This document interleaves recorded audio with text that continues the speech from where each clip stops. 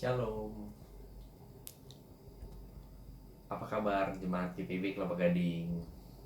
Saat ini kita akan membaca dan merenungkan firman Tuhan di dalam ibadah rumah tangga pada saat ini.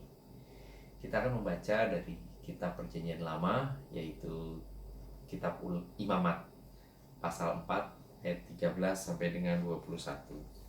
Mari kita memohon bimbingan Roh Kudus sebelum kita membaca dan merenungkan bahagian firman Tuhan. Kita berdoa. Kami mengucap syukur kepada-Mu ya Tuhan, karena Tuhan begitu baik buat kami, dan kebaikan Tuhan selalu kami rasakan di dalam kehidupan kami. Tuhan, pada saat ini kami akan membaca dan merenungkan bagian firman-Mu.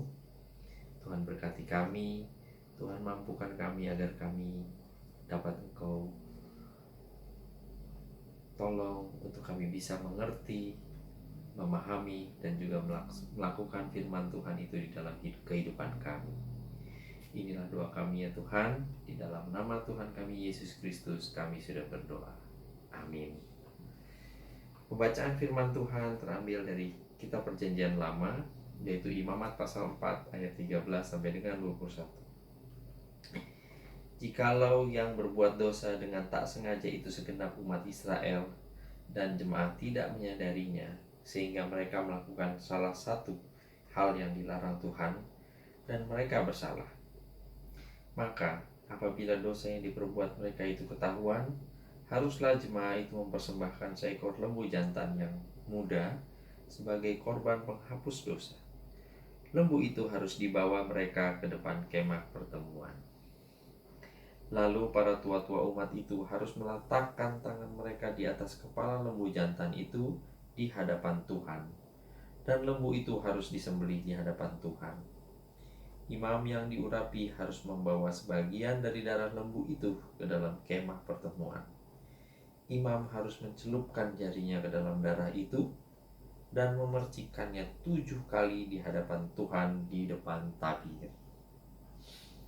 Kemudian dari darah itu harus dibubuhnya sedikit pada tanduk-tanduk mezbah yang di hadapan Tuhan di dalam kemah pertemuan, dan semua darah selebihnya harus dicurahkannya kepada bagian bawah mezbah korban bakaran yang di depan pintu kemah pertemuan. Segala lemak harus dikhususkannya dari lembu itu dan dibakarnya di atas mezbah. Beginilah harus diperbuatnya dengan lembu jantan itu, seperti yang diperbuatnya dengan lembu jantan korban penghapus dosa. Demikianlah harus diperbuatnya dengan lembu itu. Dengan demikian, imam itu mengadakan pendamaian bagi mereka, sehingga mereka menerima pengampunan. Dan haruslah ia membawa lembu jantan itu keluar perkemahan, lalu membakarnya sampai habis, seperti ia membakar habis lembu jantan yang pertama. Itulah korban penghapus dosa untuk jemaah. Demikianlah pembacaan firman Tuhan. Terpujilah Kristus. Haleluya. Umat Tuhan yang dikasihi dalam Tuhan kita Yesus Kristus, bacaan kita pada saat ini merupakan peringatan buat kita. Mengapa menjadi peringatan? Karena kalau kita perhatikan dari bacaan kita, maka tuntutan Tuhan kepada kita bagi umat yang melakukan kesalahan sangatlah berat. Bagaimanapun kita harus mempersiapkan korban bakaran dengan aturan yang harus diikuti seperti korban penghapus dosa bagi imam yang diurapi.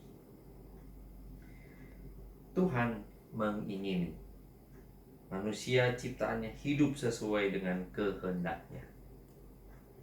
Susah dan tidak mudah kalau kita harus hidup sesuai dengan kehendak Allah. Tapi Tuhan mau kita umatnya hidup sesuai dengan kehendaknya. Tuhan mengingini setiap umatnya hidup dalam kekudusannya.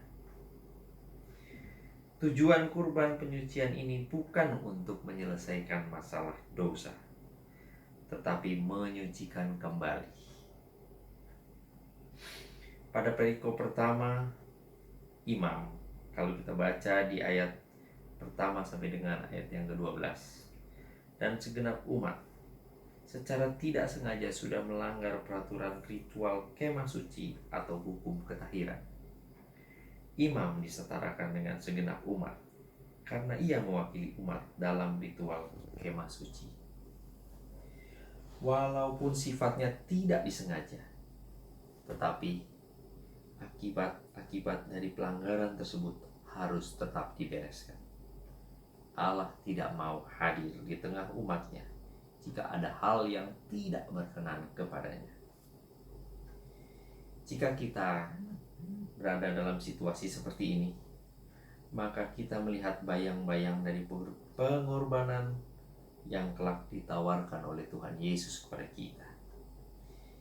Tuhan Yesus sebagai penghapus dosa umat manusia di atas kayu salib. Kurban-kurban penghapus dosa terus dipersembahkan oleh umat Israel, karena kurban itu tidak akan pernah cukup untuk menutupi segala kesalahan mereka. Mereka terus melakukan dosa.